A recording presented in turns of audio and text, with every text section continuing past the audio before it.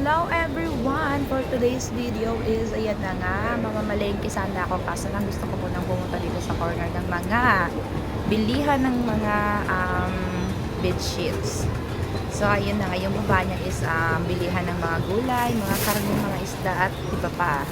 So, ayan na nga, wala akong nagustuhan dyan. Kaya pumunta na ako dito sa gulayan. So, ayan na nga yung gulayan nila dito sa Japan. Sobrang linis, kaya ang sarap nilang kainin kahit fresh, kahit hindi mo siya lulutuin. And sobrang linis. And nakahilera talaga sila. Kung saan yung mga gulay, hindi ka malilito kung saan mo kukunin yung cabbage or mga ano-ano pa dyan. So, sobrang green, sobrang sarap, sobrang fresh na fresh. Parang ako lang, char. So, ayan na nga guys. Bili tayo ng gulay dyan. And nakabili na ako dyan ng pangsigang. So, kapag nagluto ka ng sinigang, and ganyan yung mga gulay mo is sobrang sarap, manamis-namis. So, diba? Nakikita nyo naman sobrang linis, diba? Nakahilera talaga kung saan yung pechay, andun talaga siya. Kung saan yung cabbage, andun talaga siya. So, ano pang hahanapin mo? Andun na lahat. So, ayan na nga guys. Nakabili na ako dyan ng mga gulay, pangsigang. So, ngayon is, maghahanap naman ako ng sibuyas. Oh, sibuyas. Yan na sibuyas. Kuha lang tayo ng isa. Huwag na natin damihan. Dahil hindi naman tayo araw-araw nagluluto, diba?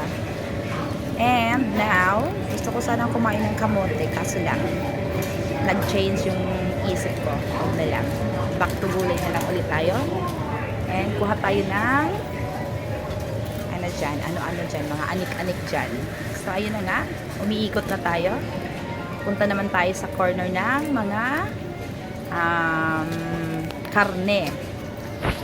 Pagpunta naman natin sa karnihan, hanap naman tayo ng baboy. Hanap tayo ng baboy para sa ating pangsigang. Ayun, diba guys? Kung saan mo kukunin yung gusto mong kunin, andun lang talaga siya dahil hindi siya gutsa-gutsa. I mean, hindi siya kung saan lang nakalagay. Talagang kung saan yung karne, andun lang din talaga siya. Stay lang siya, stay. O, mag-stay talaga siya. Pag hindi siya nag-stay, masasaktan. Char lang. So, ayan na nga, kuha na tayo ng baboy. Baboy! Asan na yung baboy? Ayan na. Ayan na, nakikita ko na siya eh. So, pili-pili lang pa. Dito na lang muna tayo, babush!